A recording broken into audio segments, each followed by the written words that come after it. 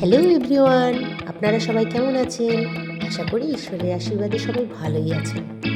আপনারা কি loss of attraction কি সেটা জানেন?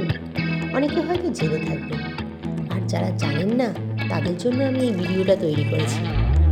আচ্ছা, মনে পড়ে ছোটোবেলায় আমরা কত রূপকথার গল্প পড়েছি, আর মনে মনে ভেবেছি, ইস, আমিও যদি কোনো দেশের রাজা হতাম বা কোনো ধনকুবের হতাম, তাই না? কিন্তু বড় হবার সাথে সাথে আমাদের কল্পনাগুলো কোথায় যেন হারিয়ে গেছে। বাস্তবের ধুলো মাটিতে আমাদের কোমল মন এখন অনেক পরিণত। এখন আমাদের মনে হয় কল্পনা আর বাস্তব এক না, কিন্তু বিজ্ঞান অন্য কথা বলছে। এখন যার যা ইচ্ছা সেই অনুযায়ী ছোট থেকেই আমরা নিজেকে তৈরি করতে শিখি। কেউ পারি বা কেউ পারি না। কেন এরকম হয়? কখনো কি ভেবে দেখেছি?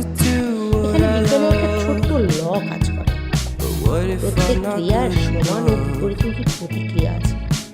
অর্থাৎ তুমি যা করছো তারই ফিডব্যাক তুমি পাবে। ভালো করে পড়লে ভালো রেজাল্ট পাবে, বা অন্য যা শিখতে চাইবে তার উপর নিজেকে মাস্টার করে নিয়ে ইউ আর দ্য জিনিসগুলোকে আমরা ভাববো। প্রথম পয়েন্টে আসি, যা পেয়েছি সেটা নিয়ে খুশি থাকার পাশাপাশি ভবিষ্যতের পরিকল্পনা করা। 2 নম্বর, ভবিষ্যতের পরিকল্পনার উপর ফোকাস করা, যাতে যা হতে চাই সেটা হতে পারে সেই বিষয়ে প্রতিনিয়ত চেষ্টা করা। 3 নম্বর, ফলের আশা না করে নিরন্তর প্রচেষ্টা করে যাওয়া। মানে যদি চেষ্টা করতে গিয়ে ব্যর্থ হয়ে ভেঙে পড়ি, একদম চলবে না, কিন্তু সেটা পুনরায় চেষ্টা করা।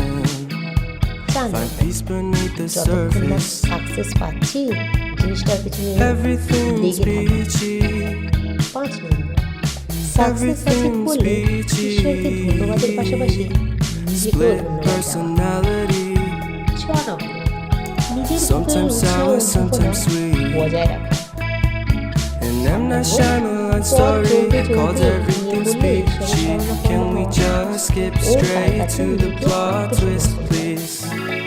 ব্যাস, এই টিপসগুলো মনে রাখলেই ইউ আর দ্য জিনিয়াস।